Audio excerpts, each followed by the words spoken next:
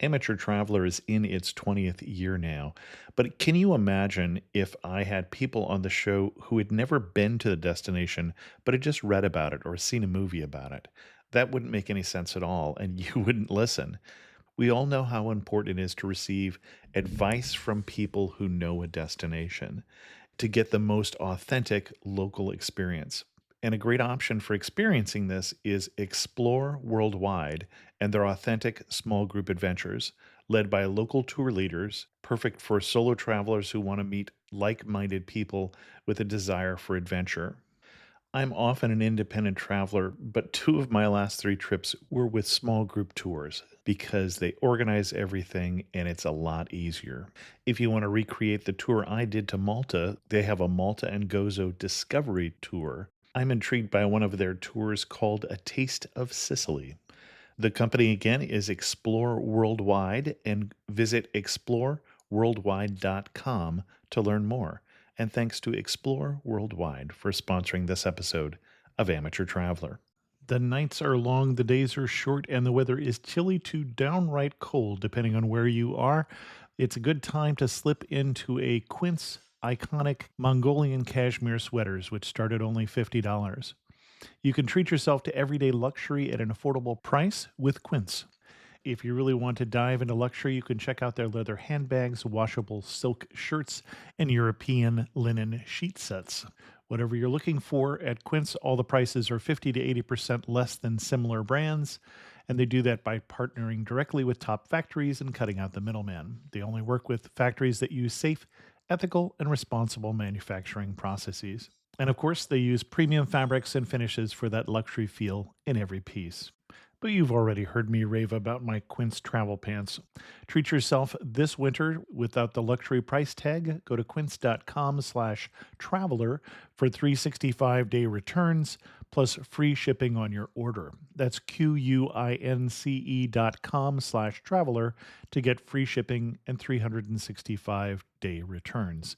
Quince.com/traveler. And thanks to Quince for sponsoring this episode of Amateur Traveler. Got my bags packed, I'm on a roll. I'm heading out there and I'm ready to go. I'm looking real good in my passport photo. Oh, no. Amateur Traveler, episode 455. Today, the Amateur Traveler talks about beautiful beaches, a music scene, an art scene, and voodoo as we go to Haiti. Got to sit in one more cafe. I know that I should be heading home, but maybe not today. Welcome to the Amateur Traveler. I'm your host, Chris Christensen. Without further ado, let's talk about Haiti. I'd like to welcome back to the show Audrey Scott and Daniel Noll, coming to us from Uncornered Market at uncorneredmarket.com. Dan and Audrey, welcome back to the show. Thanks, Chris, and thanks for having us again. Yeah, thanks a lot for having us. And we say welcome back. It's been a little while since you've been on. You've done shows for us both on Prague and Bangladesh. One very typical destination and one less typical, and you brought us another less typical destination because today we're going to talk about Haiti. That's the way we roll. Audrey and Dan, why should somebody go to Haiti? Well, it's interesting, actually. We published on our website maybe about 10 days ago a post called 8 Offbeat Destinations that you're probably not considering but should. And Haiti was one of the destinations that we listed. So I think if you're looking for something a little bit offbeat or unusual, meaning it's not the first place that you would choose to travel to coming out of the gates, Haiti is an excellent destination. And on top of that, I think the word that sort of comes, and hopefully we can convey this through the course of the show, is it's a fascinating destination. And it's one of those places that you really don't have any sense or understanding of until you actually go there. And just to add to what Dan said, it's one of those places where you feel this raw emotion. It's a bit spiritual. It has its voodoo practice, which is something very unknown to me and also very different from what you see in Hollywood movies. An incredible artistic expression, and some of the art is just kind of off, for us, very off the wall. You kind of look at it and go, I feel something. I don't know why I feel it, why I'm looking at this, but there's something raw and emotional here. And then on top of that, on top of the culture and the people, it also is a beautiful country. It has the coastline. It's one half of the island. It shares an island with Dominican Republic, but then it also has incredible mountains. And that's something for us that was a complete surprise. I mean, we had done our research before going to Haiti, and we knew that the word Haiti actually meant the land of mountains. But we didn't realize how it was just going into the hills. It was just layer upon layer upon layer of mountains. And we were fortunate to spend about 3-4 days in the mountains getting lost in all of these layers of mountains. So I would say, to sum it up, why go to Haiti? People, very friendly. Culture, art, again, kind of this voodoo mysticism, and the landscape that's going to offer you both hiking and trekking in the mountains, as well as beach and other kind of city urban experiences. Now, some people are going to get intimidated by Haiti, like Bangladesh, because of poverty. Now, some people have been going to Haiti for years and didn't realize it because some of the cruise lines have been doing the one stop in Haiti, but they don't even call it Haiti. They call it by the name of the beach or whatever. So they're not advertising because they know that Haiti doesn't sell that well. And Haitians don't really appreciate the fact that the cruise lines are not honest about what that destination is. I think they actually refer to it as, some of them refer to it as West Indies, some refer to it as the specific destination. There are various sort of... They're basically trying to avoid Haiti at all costs. Right. And before going to Haiti, I mean, I was actually having my father sending me articles, and I'd have to remind him, Dad, he would send me this Huffington Post article, and I'd be like, well, Dad, that's interesting. It's from 4 years ago. And he's like, oh, I didn't realize that. So Haiti does still have many challenges. There is a lot of poverty. It's also dealing with environmental issues. But I think the image that people have of Haiti as a very dangerous place is one that's a bit outdated. And when we went there, we were with a group for most of the time, but when we were off on our own, we never felt intimidated, or we never felt at threat or any sort of personal danger. And I think with Haiti, one of the things is, unfortunately, like other destinations like it, the only news we hear is bad news. Sure. We never actually hear about the art scene that's going on there, or about movies that are coming out there, about the literary tradition. And so that's actually something that when we met Haitians, they wanted us to help tell their story, because they were kind of tired of being looked at as, oh, here's this country steeped in poverty. The only thing that's happening here is disaster, because there is a lot more going on. And that was one of our goals of going there, was to show this different face to Haiti, because even earlier last year, we met a journalist, a British journalist, who had been in Syria and all of these other... He was sort of one of these hot spot hopping journalists. Right, sure. And I said, oh, well, we're headed to Haiti next. And he said, oh, well, good luck. I hope you survive. Yeah. And I think that's a really interesting thing for you to say, but I think Haiti's reputation precedes it, and it's easy to go in intimidated. And I'll be honest, I think to a certain degree I was, and maybe that was because of the call that I shared with my parents. I said, I'm going to Haiti, and there was just this long silence on the line. But I think what we're going to find out, and only time will tell, is that I think the country is attempting to sort of make a turn. And I think it's one of those destinations, maybe this is to add to the answer I gave before why you would go to Haiti, is I think if you want to go ahead of the popularity curve, I think we're going to see a lot more development of tourism in Haiti, and I think that's probably going to, hopefully for the better, change some of the face of Haiti and add sort of to the economy of Haiti. At the same time, I think the things that you see now in Haiti and the sort of interactions that you have with the people there are going to be beautifully raw in a way that they would not be, say, 5 or 10 years from now. And I think this is a kind of classic, almost like recovery destination story.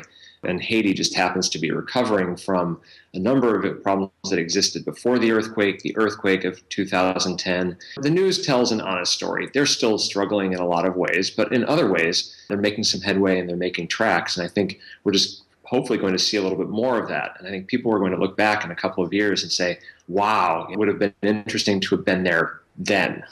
And I think that's one of the reasons why you go there, because I think the Haitian people are still almost like they're unaccustomed actually to tourists. To tourists. They're actually accustomed to volunteers, but they're not accustomed to tourists. And I think that makes for interesting, raw kind of interactions. It makes for kind of innocent interactions, actually. To go to some of these villages, particularly along some of the Caribbean towns on the south, not so much Port-au-Prince, because I think they had so many volunteers and things like that. But you go to some of these towns along the Caribbean, and it's just there's just something sort of almost kind of beautiful and untouched about it. And I hope, even as tourism develops, I hope a little bit of that remains, because I think that's what makes the destination so fascinating for me. Well, and that leads us in very nicely into where would you recommend people go? What kind of an itinerary would you lay out for us? I would recommend a bit of, let's say, urban, historical, coast, and mountains. And I'm going to go into more specifics. So Port-au-Prince, which is the capital city. And to be honest, Port-au-Prince can be a bit overwhelming. You've got lots of traffic, lots of people. And so it's one of those places that you kind of take in stride when you're walking the streets. But in Port-au-Prince, there's a really incredible art scene. For us, probably the most interesting place was an artist community called Artistes Résistance. And it was started about 15 years by these renegade artists, and now it's turned into a community of, I don't know, maybe 20 or 30 artists that are training the youth. And it uses voodoo tradition and kind of Haitian history and culture, and it is this kind of raw artistic community that also takes recycled materials from the car repair places next door and from the dumpster down the street to kind of bring these trash items to art again. But I think, particularly with those artist communities, Haiti struck me as a place that would be a terrific place to visit if you were a cool hunter or you were one of these trend hunters, because I think there are things going on there artistically, spiritually, sort of from a societal standpoint that I think can be mined for people in the fashion industry, in the art industry. I think we're probably going to see even in the tourism industry. And a lot of that has to do with what's going on in the art and in the music scene in Port-au-Prince. And then from Port-au-Prince, I would go up to Cap-Haïtien, which is in the north and actually used to be the capital before Port-au-Prince. And there you've got the country's only UNESCO site, La Citadelle, or the fortress. And that is also a beautiful hike up to the fortress because you're going through the hills. And the fortress that was built in the mid-early 19th century is this massive structure. And so it's quite impressive to think. One of the things that I didn't realize before doing my research on Haiti is that Haiti was actually the first independent country in Latin America. Well, and it's the only country I can think of in the world that traces itself back to a slave revolt, a successful slave revolt. So there may be others, but nothing that occurs to me. Yeah, that plays a role in the types of things, particularly if you are a history buff, that you'll see traveling through Haiti, including the Citadel and the background regarding how the Citadel was built by some of the people who led the slave revolt, because they actually took a lot of the technology that they learned when it was a French colony. And they built this series of fortresses in order to protect this newly independent country from the French and other potential invaders, because they didn't really trust the rest of the world to honor their independence. So near Cap-Haïtien is also the Palace of Sans Souci, which was built kind of meant to be a residential palace for King Christophe at the time. It was destroyed by an earthquake in 1842. So what you see right now are the ruins, but it's again this kind of eerie, majestic set of ruins set in the hills in the north. And then from there, I would also recommend Jacmel, which is kind of a cute little, let's say, mid-sized town along the coast. And there's a large artistic community mainly focused on papier-mâché or papier-mâché. But there we also went and visited a foundation that was working with children in arts training. So it was a foundation that provides the money for these kids to go to school, as well as 2 hot meals a day, as well as art and other training. And so through that, the tourist or the traveler gets to go and kind of meet the kids, interact with them, but then also buy the art products that they make in order to support the foundation as well. And there's also just some great little beachside shacks near Jacmel that you go for a beer at the end of the day, you watch the sunset, you see the surfers going out, and it's just a really relaxing, actually, beach holiday as well. A couple of notes that I'll make about Jacmel. We were told, I don't know how true this is, but I'm going to take it on its face, that all the papier-mâché that is created in Jacmel, a lot of it makes its way throughout the Caribbean. So when Caribbean tourists bring back trinkets from various sites throughout the Caribbean, a lot of papier-mâché actually comes from Haiti. Just don't know it. Mm-hmm. And this is sort of the epicenter of that papier-mâché arts community. The other question I had, you mentioned the palace, and the name caught my attention because it's the same name as the palace right near where you live in Berlin, out there in Potsdam. Yes. Is that coincidental just because it means, what is it, without care, I believe? Or were they trying to target that they were like the great kingdoms of Europe at the time? It was that they were trying to be equals, or to show that they were just as great as the kingdoms in Europe. So it was kind of a sign, a physical sign, that they also could build great palaces like the ones in Europe and should be considered equals. So yeah, exactly that. For tourists that are looking for immersive or experiential travel type experiences or voluntourism experiences, you can find them all across Haiti. And I bring this up in the context of Jacmel because Audrey mentioned the Children's Art Foundation. There were other opportunities that we took advantage of on our trip with G Adventures, including outside of Cap Haïtien near the Sanssouci Palace, with a family there that employed people from the town and actually made a terrific, beautiful lunch. And then there was a group of drummers who were drumming for us. And this is not the type of thing that is always sort of prepared musical experiences, but there was something that was exceptional about this group that played for us. And then also sort of for the feeling of this particular place, because I think these people had been together for such a long period of time, and they had also been through so much. I think this is something that we found throughout our course of travel in Haiti, is that the people there have been through so much together that I think this is one of the things that brings them together. And for many of them, motivates them to start these types of organizations, these types of foundations, and these types of cooperative efforts that result in these kind of immersive or experiential travel experiences. And then just to kind of round up our suggestions for visiting Haiti, in the southern part of the country, there's actually a really interesting cave network near Port-à-Piment. Between Port-à-Piment and Port-Salut. It's kind of interesting. It's a cave network that's only been discovered, I think, for the last maybe 40, 50 years. But you don't go super deep in there, but you do get to see the stalactites and stalagmites and all the bats that have made that area their home. And also Port Salut, which is right next door, is a lovely little, for us, it was how we ended our trip, which was basically on the beach, relaxing, eating fish, drinking a Haitian beer, which is called Prestige, watching the fishermen go in and out. And it was a really relaxing, beautiful way to kind of come down from a pretty active week. I'm actually going to jump back to the caves. The name of the cave system is called Grotte Marie Jeanne.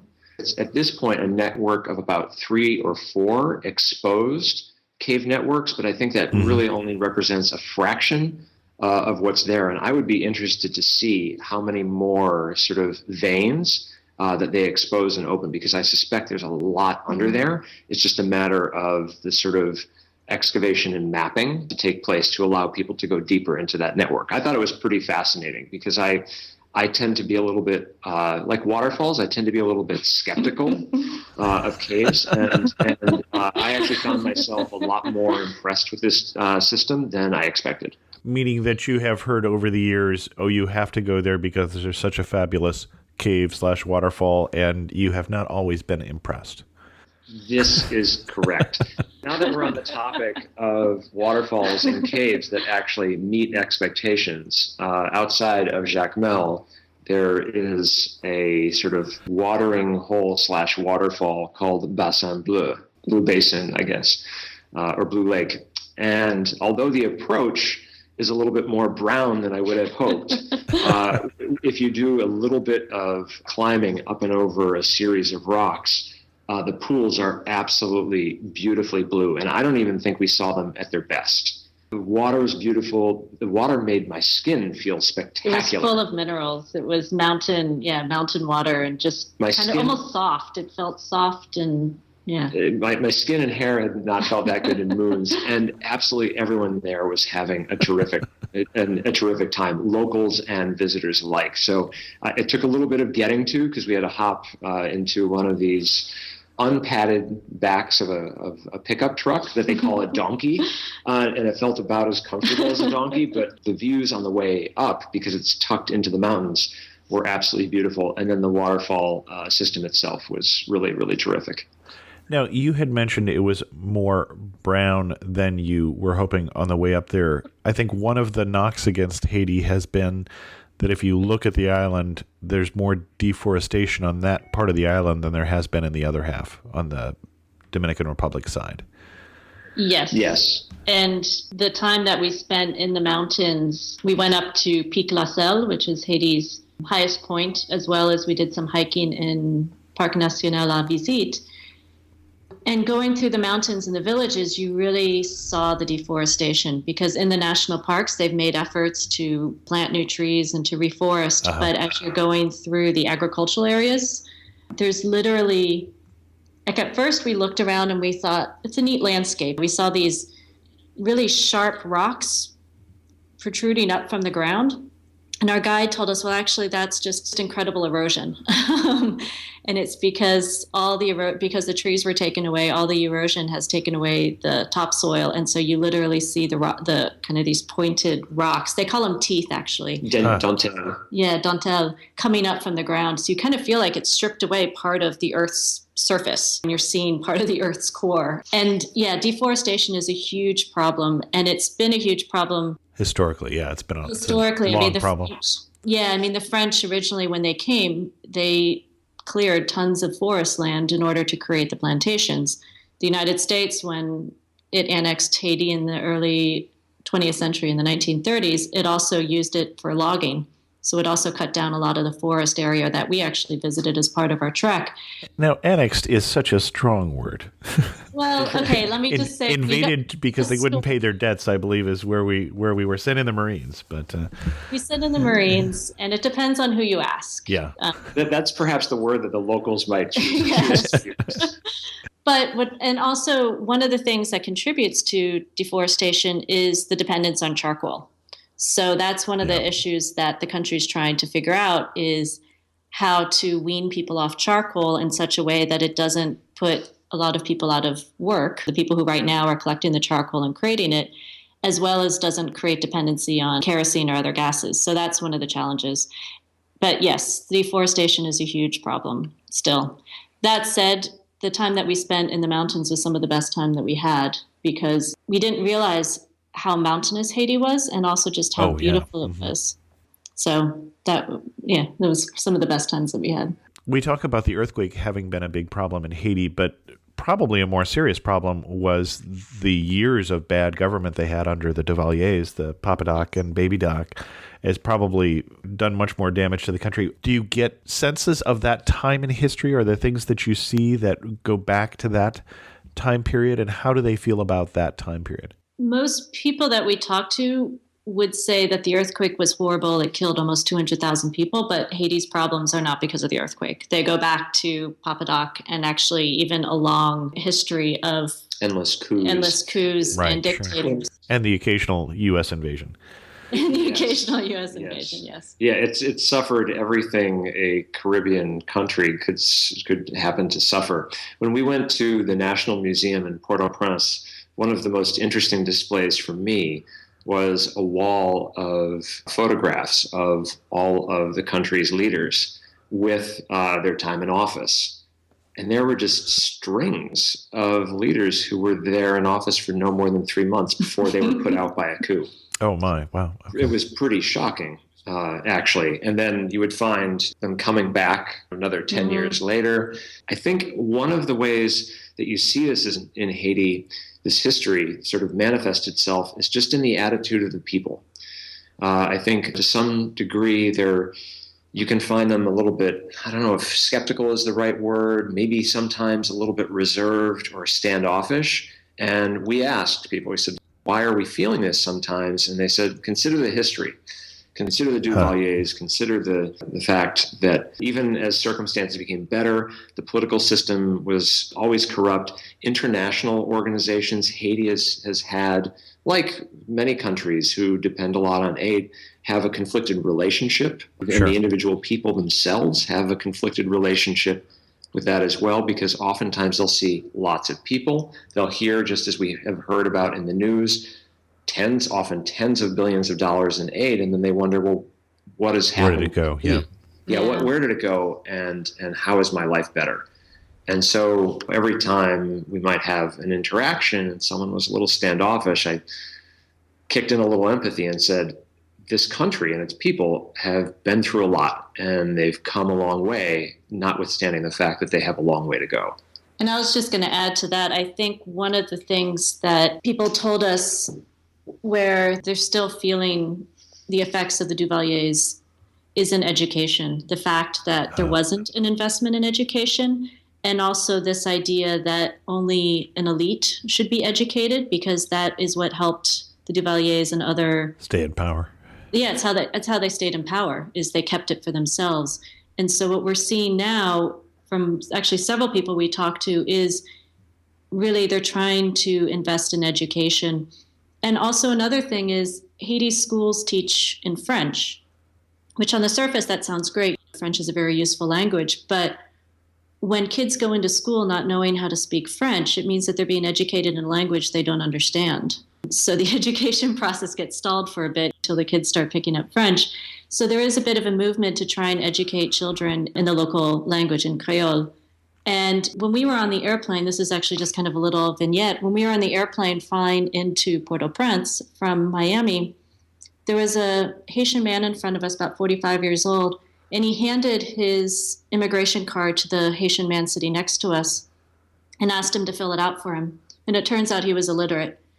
And the guy next to us filled out the form for him, took his passport, filled out the form, and he told us, this happens to me every time I fly back to Haiti. And the statistic he gave was something about 40 or maybe 50% of the country is literate. I think that statistic is going up, but that just shows you in the last few decades what's happened to the education system, or the fact that there wasn't an investment in education. And there's a discussion afoot whether to educate in French or possibly go take a sort of Rwanda-style cold turkey approach and apply English. Yeah, we actually heard some people who said that teaching in English would open up more opportunities for investment and for Haitians to be able to get jobs with international organizations and also international companies. So clearly there's a lot to think about in Haiti. When you visit, this is what happens. And it really takes some time. It's up there in terms of destinations where you return and you've seen so many beautiful things and you've had all these interactions that it really takes time to unpack what it means and where it fits, not only in your overall experience, but sort of where it fits kind of geopolitically. But one thing I was going to add is because traditionally Haiti has had a large percentage of people who were illiterate, it is a culture of storytelling, or it's a culture of proverbs. So this was one of the things that we loved when we traveled through the country, is learning the local proverbs or learning kind of the sayings for things. Because Haitians have a very sharp, let's say, kind of sarcastic sense of humor. So when you're talking about the politicians or about politics, or about poverty, they have these really funny proverbs and sayings that go along with it that address the problem as a problem, but then also use humor as kind of a coping mechanism as well. The one that comes to me, unfortunately, it doesn't really prove Audrey's point, but I love it nonetheless, and that is, the tongue is not the sea, but it can drown you. With the idea that I think the people of Haiti have given so many promises by politicians in the past. Here's another one: the donkey sweats so the horse can be decorated with lace. Actually, I think it's those two. We put those two in a piece that we wrote about our first impressions regarding Haiti, and I think that just about captures the essence or nature or sense of the relationship between the Haitian people, their politicians and politics, and this sort of historical backdrop and all the stuff that they've had to deal with. they have good reason to feel the way that they do. But at the same time, there's a spirit of joy and music and laughter. Well, right. The upside of that is, so we visited a voodoo priest, and he began to talk about the role of voodoo and spirituality. And then we crossed that with some of the artists that we met at the Artistes Resistance artists community in Port-au-Prince. And I think one of the reasons that the art is so, at the same time, kind of unsettling and disconcerting, but incredible, like nothing we've ever seen before, is because life lives next to death, light lives next to dark, and that's just the way life rolls in Haiti. And I think that's because they've had to deal with so much death and destruction, their appreciation of life when it's there is that much stronger. Yeah. And I think that's sort of the upside, and that's the big kind of lesson or takeaway for any of us, particularly those of us coming from relative comfort and privileged backgrounds, to look at the way people in Haiti react to the circumstances that they've been exposed to. It's kind of liberating, actually, to watch it in action. So with Haiti, what moment did you feel closest to home, most familiar, and when did it feel that you were not in Kansas anymore? I would say closest to home would be having a rum cocktail at a beach hut, watching the sunset and looking out over surfers. Yeah, that was home when we lived in California, perhaps. Yeah, not home as in Berlin, but like a sense of familiarity. Right. Sure, yeah. And in terms of you're not in Kansas anymore, I would say actually even just the ride from the airport to the hotel. We were going on all these little tiny streets in Port-au-Prince, and there's people everywhere, and they're coming out of, it seemed like every little doorway, there were people coming out, the streets are crowded, there were colorful murals everywhere, and you just kind of realized, oh, I'm in a really different place. But in terms of a more immersive experience, I'm going to call the walk that we took on the streets in our first day in Port-au-Prince through one of these neighborhoods that wasn't very far from some of the major hotels, but it could have been halfway around. Yeah. And as we were walking down the street, just the way that people were looking at us, we were the very last people they were expecting to see walking in front of them or crossing in front of traffic. I think people were even sort of worried for us because the traffic was pretty bad. It was pretty aggressive, as it is in large cities like that. But I just think, the juxtaposition of in a place like Port-au-Prince, of the familiarity of relatively big protected hotel with a neighborhood right next door where life is just going on in a way that most of us can't even. Life goes on the streets. Yeah. Sure. What was the biggest surprise? The art and voodoo. I really didn't know what voodoo practice was at all about, and I can't really say that I understand a lot now. But there was a spirituality and an acceptance in how voodoo was explained to us in the talks that we had with the priest, and I don't think I was expecting that. Regarding voodoo, I think Hollywood has really done voodoo as a religion and a practice and a set of spirituality, has really done it a disservice because it makes it out to be much more negative than it is. And Haitians tend to believe voodoo is just a way of exposing those forces that are already there to them at work. And there's a whole kind of network of societies and gods and manifestation of those gods. And it's remarkable. I mean, it definitely has sort of overlaps with religious systems that we've seen before, but it's at the same time so different. The art was shocking. Also, I'm looking at a photo here of some of the mountains that we hiked in and around outside of Port-au-Prince. That blew my mind. So it blew my mind that there were those kind of mountains in Haiti, and that literally just a couple of miles from this huge urban center of Port-au-Prince, we were in absolute expansive silence and beauty amidst all of these hills. And just to give you a sense of, I've mentioned a couple times these layers of mountains. Right. When we were hiking down from Parc National La Visite into Port-au-Prince, we had several people tell us, well, don't worry, you'll know that you're getting close when you hit that last big hill. And so we had been hiking for about 3 hours, up and down hills. And finally we get to this massive hill, so massive that they actually paved part of it so that way people could take goods back and forth to market. And we thought, okay, we're here. Like, we're done. We hauled up to the top and we're like drinking water at the top, thinking, okay, we're here. And then we turned the corner and there was another hill just as big around the corner. Yeah. And I think there were 3 more after that. So until we finally reached our meeting point to pick up a car to go back into town. Oh, wait a second. I think I know what surprised me most. Audrey played the lottery in Haiti. You bet what, like $1? I bet $1, yeah. And she won. And they paid her. Of course, she only won about $1, I think, on her. I won $2. Now, you mentioned it briefly once, and I knew it before we started recording, but we haven't really talked about it. You were there with G Adventures, that is starting to do tours to Haiti. Mm-hmm. Their first tour to Haiti, so if you search for it, it would be G Adventures Highlights of Haiti. And that first trip is going in February. Mm-hmm. End of February. So in a couple of weeks. And we were there for a total of 2 weeks, one portion of which was a trip for a number of other journalists from around the world for about 1 week, which was intended to cover most of the experiences in the Highlights of Haiti trip. And then what we did is we spent a couple of extra days to cover the other items on the Highlights of Haiti itinerary, including the South Beach destinations, Port-au-Piment, Port-Salut. And then we spent a couple of extra days in Port-au-Prince, and then a couple of extra days climbing Pic La Selle, which is the highest peak or mountain in Haiti, and spending time at Parc National La Visite.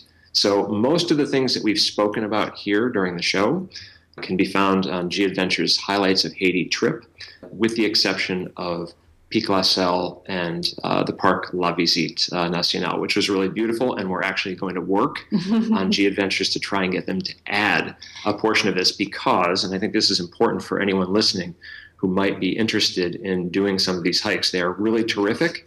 But Pic La Selle, Parc National La Visite, the infrastructure is not really all that great. So it's kind of, you have to actually work with a local tour company in order to make that happen. And we did that through Tour Haiti, which is G Adventures' partner on the ground there.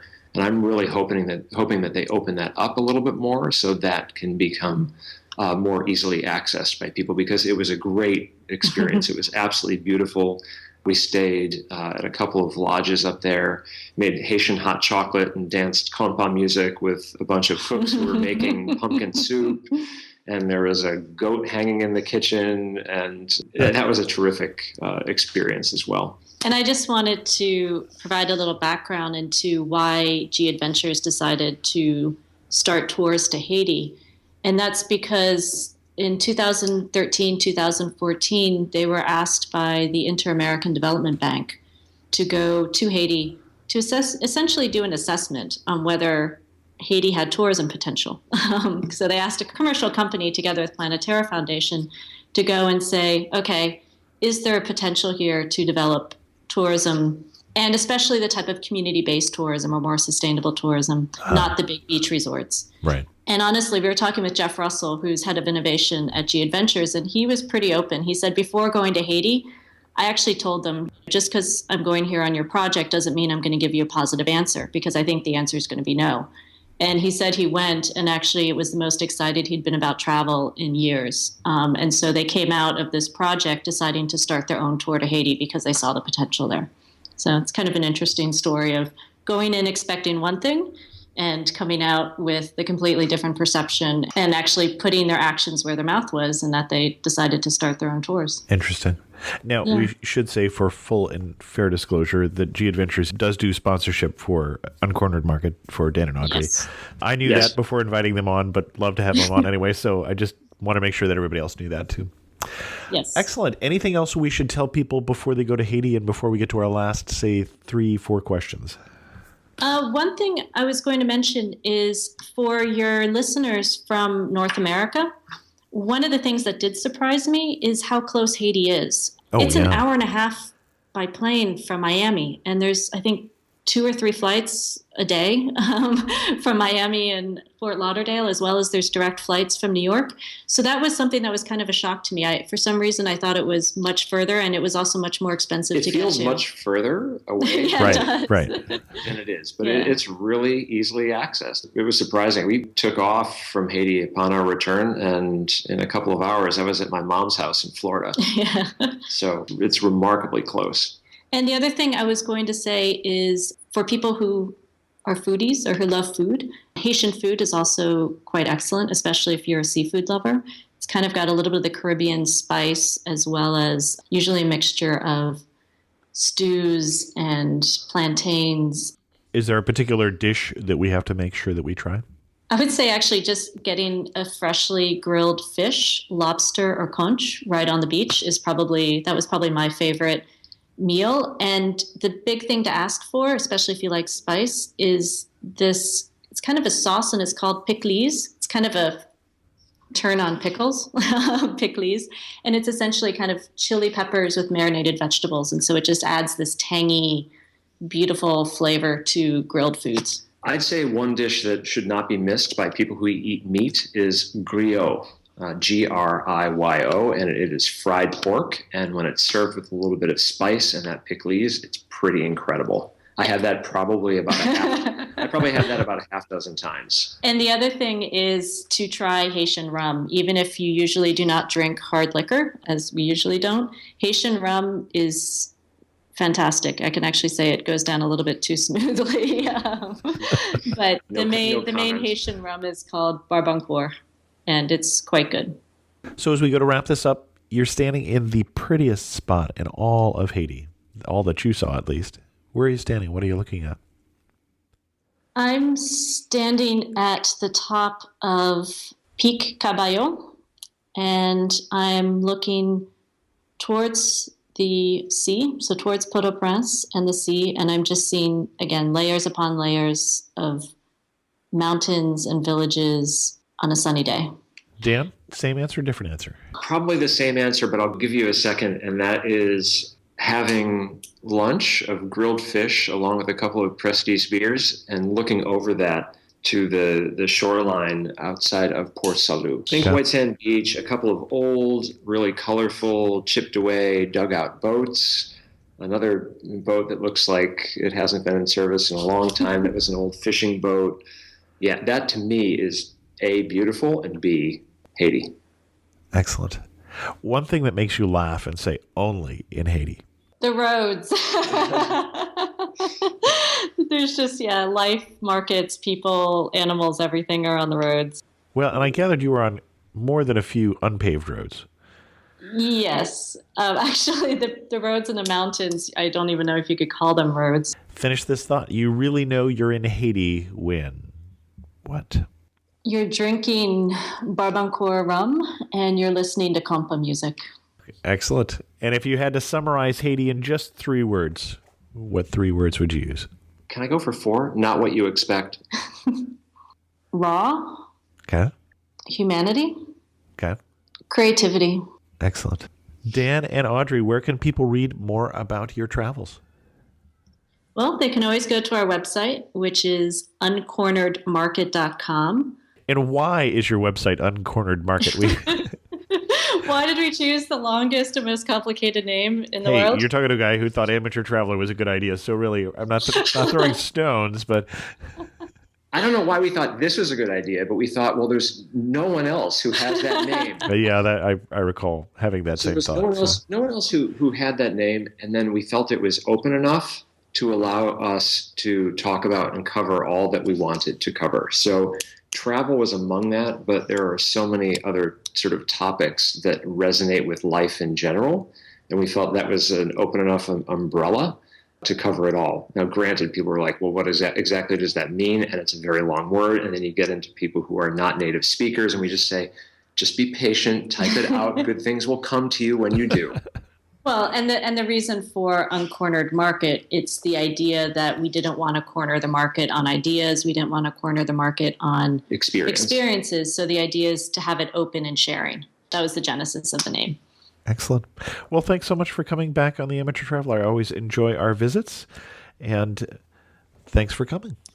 Oh, thanks a for lot, having Chris. with us. This was fun. Yeah, we really appreciate it. In news of the community, we had two different comments, one from David and one from Tom on the show that we did last week on Mumbai, India. Tom said, "We flew through India on the way to Nepal. A very seasoned traveler, 100 plus countries, and I, 40 plus countries, didn't want to get out of the airport. Nothing of India interested us. Now, after listening to the podcast, regret not taking the time to see it. Perhaps we will make it back one day. Who knew?" And I told Tom that those sort of comments are music to my ears. I really am looking to stretch your idea of where it might be an interesting place to go, and that's one of the reasons that we do the show. David said, "I've been listening to Amateur Traveler for many years now. Go check out the Lagos episode, everyone, because I'm the guest on that one. And I like every episode, but I particularly loved this one. I think it's because Stephanie seems to have the attitude to travel that I have, or wish I had, and spoke more of experiencing Mumbai than trudging mindlessly from one identikit museum to the next. Plus, Mumbai is a city I would love to visit. I've been to India before, but not to that part of the country." Thanks to both Tom and David, and you can check out both those comments on the Mumbai episode. With that, we're going to end this episode of The Amateur Traveler. The Podcast Awards voting is coming up soon, so keep your voting fingers limber at podcastawards.com. If you have questions, send an email to host@amateurtraveler.com, or do what Tom and David did and leave a comment on this episode at amateurtraveler.com. You can follow me on Twitter at Chris2X, and as always, thanks so much for listening. Got to see one more cathedral. Got to sit in one more cafe. I know that I should be